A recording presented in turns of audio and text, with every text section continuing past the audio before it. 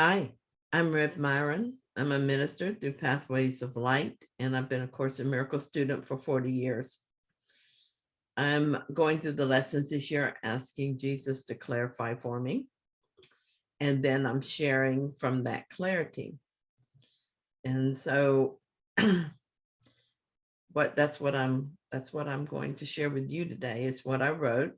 And so the lesson that I'm looking at today is lesson 178. This is one of our review lessons. We're getting near the end of our review. God is but love, and therefore so am I. Let not my mind deny the thought of God. God is but love, and therefore so am I. I am entrusted with the gifts of God. God is but love, and therefore so am I. It is so easy to become entangled in the story that we seem to be living and to lose track of our purpose. I remind myself that all things are lessons God would have me learn. So it is a lesson that I'm concerned with, not the minutiae of the life of Myron.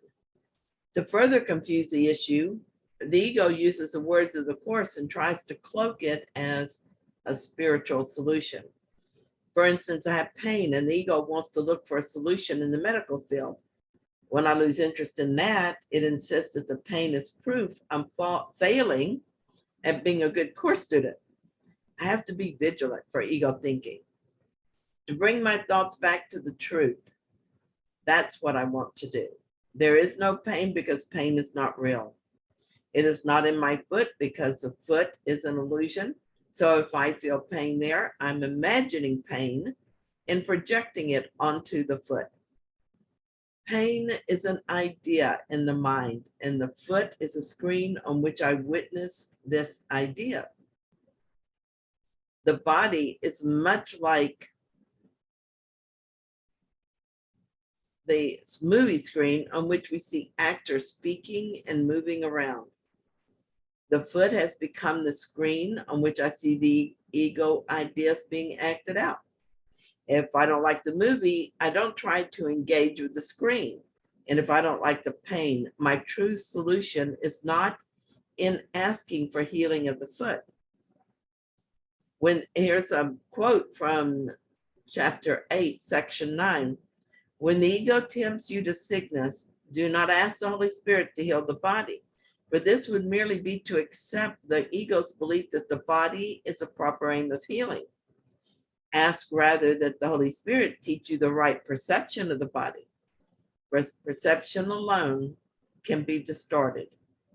Only perception can be sick, because only perception can be wrong. So instead, I stop denying the thought of God. I bring my mind back to the lesson that's being presented in this classroom right now. I need only ask for heaven to be in a heavenly state, and I can do that right now. If my conviction is not strong, I ask with desire until the conviction is sure. This is a gift of God, and He wants me to have it, and I want to have it, so I will. This is where He brings my attention when I ask what it is He wants me to see in this situation. Now, this doesn't mean that I won't take care of the body within the story, see a doctor, or take medicine, but my focus is on the healing of the mind that becomes confused and thinks it is the body rather than the witness of the body. If I see a doctor, I do so in loving appreciation for his help. If I feel trepidation at his failure to help, I forgive that reaction as I look at it with the Holy Spirit so that it will disappear. Always, I keep my eye on the prize, which is not the healing of the foot, but the healing of the mind. God wants only my happiness, and He placed His voice in my mind so that my split mind would be healed and I could be led gently back to heaven. I'm grateful for all the lessons, and I'm thankful that this is a lifetime I've chosen to learn them. Father, I will not squander time in vain attempts to manipulate the world. I will maintain a focus on the truth. I am yours, and you love me, and I love you. I thank you for your thought that keeps me eternally as I was created. And thank you for the gifts, which I gratefully accept. So here's another way that I have used this lesson in the past. One day I was talking to someone I love very much. He talked about all the things that were wrong and about his victimization. I wondered what to say to him and opened my mind to Spirit for guidance. I heard nothing, and so just listened and loved. Knowing what I know, it's easy to see ego thinking in others, easier to see it in them than in myself sometimes. But sharing this information is not always helpful to them. My hard and fast rule is to speak only with guidance. I woke up this morning thinking about my friend and wondering if there was some way to help. I went through various possible conversations in my mind, but I discarded each. Bottom line, he didn't ask for help, and I received no guidance to offer. If I felt uncomfortable with this situation, Byron Katie might ask me, whose business was I in? If he's in his business and I'm mentally in his business, who's taking care of mine? I can look at my reaction to his comments and ask the Holy Spirit to teach me to look past error to see only truth.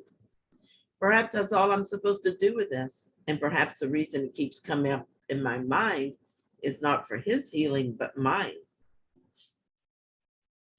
Just before I started this lesson, I thought of him again and asked the Holy Spirit to let me know if I was to say anything to my friend and to please be very clear about it. My eye went to the message in lesson 166. Jesus says the gifts of God are for me to give, but then he says to teach by showing the happiness that comes from feeling the touch of Christ. He says that if I live in fear, I'm teaching that fear is justified. I've been entrusted with the world's release from fear. My job is to not betray that trust. The way I do this is to live a happy, transformed life. This is a pretty clear message to me. When I know something that has helped me, it can be very tempting to preach it, especially to someone I have a strong connection to. I sincerely want to help. I'm a word person and I'm most comfortable using words, but nothing teaches like example. In fact, without example, the words are empty and useless. My experience has been that when a person is ready for something new, his mind will open enough to notice that someone else seems to have it. Then he will ask for help or in some way open that door. Storming the door before he's ready will just cause him to barricade against the assault. Holy Spirit, thank you for the many ways in which you speak to me. Thank you for finding a way to help me hear your messages. So thank you for watching my video. If you found it helpful, then please like it. And if you haven't yet, please subscribe. And I'll be back tomorrow with another lesson.